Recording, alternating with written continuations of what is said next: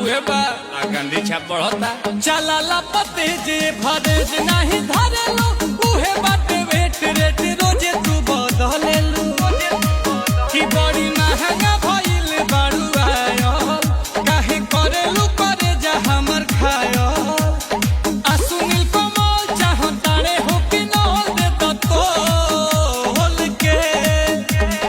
आ सुनील कमल चाहतारे हो कि नल दे तो होल के बढ़ता ओए होए होए होए होए होए बढ़ता जवानी जैसे भाव पेट्रोल के बढ़ता जवानी जैसे भाव पेट्रोल के।